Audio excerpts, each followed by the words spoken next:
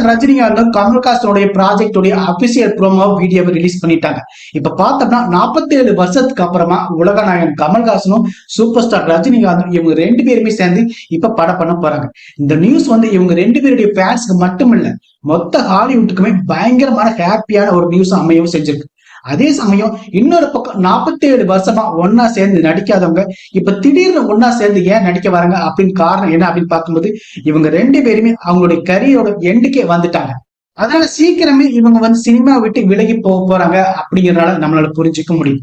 அதே மாதிரி அதுக்கு முன்னாடி மறுபடியும் ஒன்னா சேர்ந்த ஒரு படம் பண்ணிடலாம் அப்படின்னு சொல்லிதான் இந்த ப்ராஜெக்ட் அவங்க ஓகே பண்ணவும் செஞ்சிருக்காங்க. அதே மாதிரி மலையாளத்திலுமே பார்த்தோம்னா மோகன்லாலும் மம்முட்டியும் சேர்ந்து ஒரு படம் பண்ணவும் செய்றாங்க.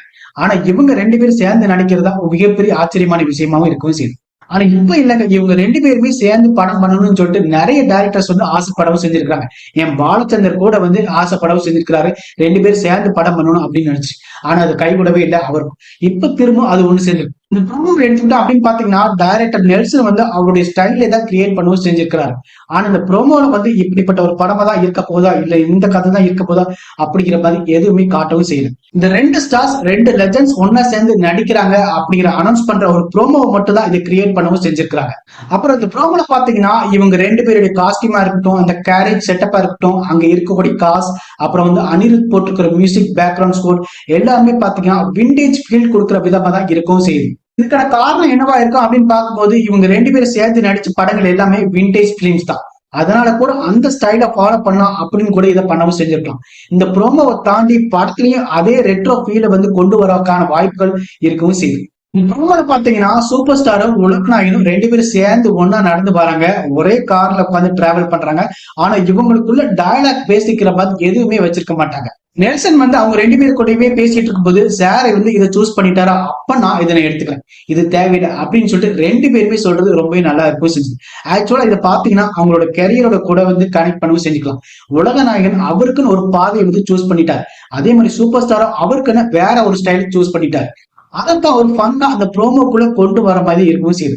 அப்புறம் இந்த ப்ரோமோல பாத்தீங்கன்னா முடிவுல உலகநாயகன் வந்து கேட்பாரு, அதெல்லாம் இருக்கட்டும், யார் இந்த படத்துல ஹீரோ அப்படின்னு சொல்லிட்டு. சோ யார் ஹீரோ அப்படிங்கிற ஒரு கேள்வியோட தான் இந்த ப்ரோமோவை முடிக்கவும் செய்யறாங்க. இந்த ப்ரோமோ பார்த்ததுக்கு அப்புறம் எல்லாருக்குமே ஒரு கேள்வி இருக்கவும் செய்யும். எப்படின்னா ரெண்டு பேர் வந்து சேர்ந்து நடிக்க போறாங்க, இதுல வந்து இவங்க எப்படி நடிக்க போறாங்க, ரெண்டு பேர் ஹீரோஸா வர போறாங்களா இல்லைன்னா ஒருத்தர் ஹீரோ இல்லைன்னா இன்னொருத்தர் வந்து வில்லனா வர போறாங்களா அப்படின்னு சொல்லிட்டு ரெண்டு பேரும் ரொம்ப வருஷத்துக்கு அப்புறம் நடிக்கவும் செய்யறாங்க. அதாவது ரெண்டு பேரும் சேர்ந்து நடிக்கிறதுனால ரெண்டு பேரும் ஹீரோஸா தான் இந்த படத்துல வருவாங்கன்னு சொல்லிட்டு எல்லாருமே நினைக்கவும் செய்யறாங்க. இது கண்டிப்பா நெல்சனோட ஸ்டைல டார்க் ஹியூமர்லாம் கலந்து ஒரு ஃபன் என்டர்டைனர் ஃபிலிமா தான் இருக்கும் போது.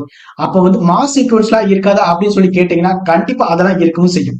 இதைத்தான் அவர் எந்த வகையில வந்து கொண்டு வரவங்க அப்படின்னு பார்க்கும்போது அதுக்கான ஒரு ஹிண்ட்டை தான் நெல்சன் வந்து இந்த ப்ரோமோல கொடுக்கவும் செஞ்சிருக்கிறார். எப்படின்னு பாத்தீங்கன்னா ஒரு ஷாட்ல வந்து பாத்தீங்கன்னா ஒரு பக்கம் வந்து காட்ஃபாதரோட போஸ்டரோ, இன்னொரு பக்கம் பாத்தீங்கன்னா once upon a time in America போஸ்டரோ இருக்கவும் செய்யும். அதனால இந்த படத்துல இவங்க ரெண்டு பேருமே ஃப்ரெண்ட்ஸ், அதுக்கப்புறம் வந்து கேங்ஸ்டர்ஸ் அப்படிங்கிற மாதிரி கூட காட்டவும் செய்யலாம். கேங்ஸ்டர்னா அப்ப வயலண்ட் பிலிவா இருக்கும் அப்படின்னு கேட்டீங்கன்னா கண்டிப்பா இருக்க வாய்ப்பே கிடையாது. ஏன்னா இதை பத்தி வந்து லோகேஷ் வந்து பிரஸ் மீட்லயே வந்து சொல்லிட்டார்.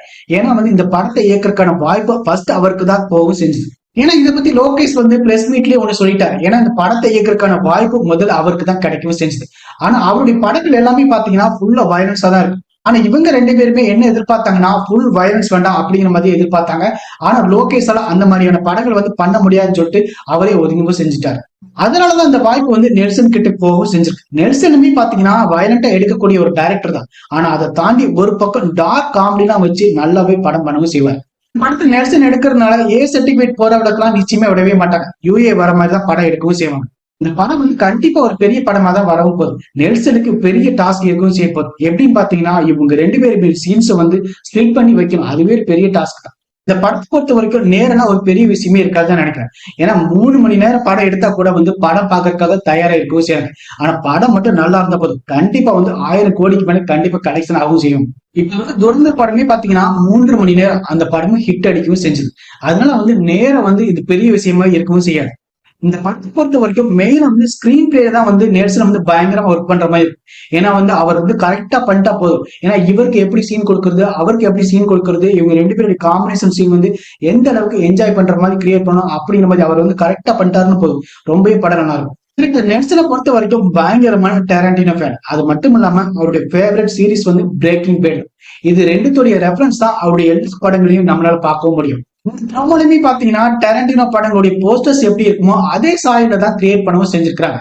இந்த ப்ரொமோலையுமே உலக நாயகன் சூப்பர் ஸ்டார் இவங்க ரெண்டு பேருமே வந்து கார்ல உட்காந்து டிராவல் பண்றதா இருக்கட்டும், இவங்க நிக்கிற அந்த போஸ்டர்ஸ் இதெல்லாம் பார்க்கும்போது once upon a time in Hollywood அந்த படத்தை தான் ஞாபகப்படுத்தவும் செய்யும். அதுக்கப்புறம் இவங்க ரெண்டு பேர் கூட சேர்ந்து நடிக்க போறது, யாரெல்லாம் நடிக்க போறாங்க அப்படிங்கிறது வந்து இனிமேதான் தெரிய வரும். அதே மாதிரி இந்த ப்ரோமோ வந்து சீக்கிரமாவே ரிலீஸ் பண்ணவும் செஞ்சுட்டாங்க. அதுக்கப்புறம் வந்து நெல்சன் வந்து என்னதான் பயங்கர லக்கி இருந்தாலுமே பாத்தீங்கன்னா இன்னொரு பக்கம் வந்து அவருக்கு ஒரு மிகப்பெரிய பிரஷர் இருக்கவும் செய்யும். ஏன்னா இந்த ரெண்டு பெரிய ஸ்டாரை வச்சு அவரை டைரக்ட் பண்ண போறாரு. என்னதான் அவங்க ரெண்டு பேருமே அந்த கதைக்கு ஓகே சொல்லியிருந்தாலுமே அந்த கதையை வந்து ஸ்கிரீன் பிளேல வந்து கரெக்டா கொண்டு வரணும். இப்படி வந்து பயங்கரமான பிரஷரோட தான் அவர் ஒர்க் பண்ணவும் செய்வார். இதுல இன்னொரு விஷயம் நீங்க நோட் பண்ணீங்கன்னு பாத்தீங்கன்னா, கமல்ஹாசன் வந்து உலக நாயகன் கமல்ஹாசன் அப்படின்னு கூப்பிட வேண்டாம், வெறும் கமல்ஹாசன் போதும் அப்படிங்கிற மாதிரி முன்னாடி அறிக்கையும் விட்டிருந்தார்.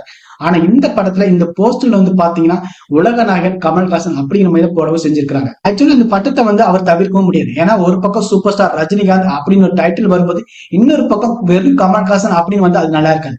அதனால ரெண்டு பேருக்குமே டைட்டில் வரட்டும் அப்படின்னு முடிவு பண்ணி தான் அவர் கன்வின்ஸ் பண்ணி இருப்பாங்க அப்படிங்கிற மாதிரி தெரியும் செய்யும். இதுல இன்னொரு விஷயம் என்ன அப்படின்னு பாத்தீங்கன்னா, தமிழ் சினிமா இப்ப வரைக்குமே 1000 கோடியை கிராஸ் பண்ணதே கிடையாது.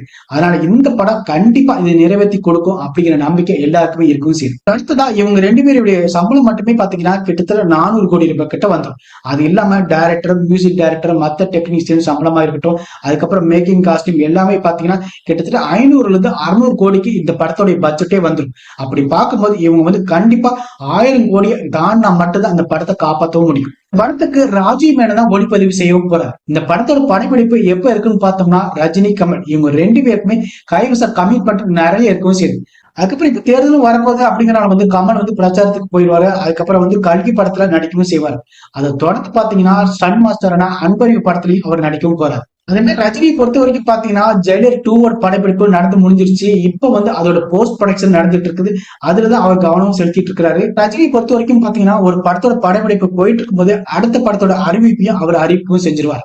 அடுத்ததான் ரஜினி சிபி சக்கரவர்த்தி படத்துலயும் நடிக்கவும் போறாரு. அதனால இந்த படம் வந்து கண்டிப்பா இந்த வருஷத்தோட கடைசியோ அடுத்த வருஷம் ஸ்டார்டிங்ல தான் இந்த படப்பிடிப்பு தொடங்கவும் செய்யும். இதுல கண்டினியூஸா பார்த்தோம்னா ரஜினி நெல்சனோட கூட்டணி தொடர்ந்துட்டு தான் இருக்கு. இயக்குனர் வந்து எஸ் முத்துராமனுக்கு பிறகு அவரை வச்சு அதிகமா படத்தை இயக்கணும்னு பார்த்தோம்னா ராஜசேகர், அதுக்கப்புறம் KS ரவிக்குமார் தான். ஆனா அதுலயும் பார்த்தோம்னா ஒரே டைரக்டருக்கு தொடர்ச்சியா அடுத்தடுத்த படங்கள் இயக்கிறதுக்கான வாய்ப்பு வந்து நெல்சனுக்கு தான் கிடைக்கவும் செஞ்சிருக்கு. இதுல ரஜினி கமல் இந்த படத்தோட டெக்னீஷியன் மட்டும் தான் இப்போதைக்கு முடிவு பண்ணவும் செஞ்சிருக்காங்க.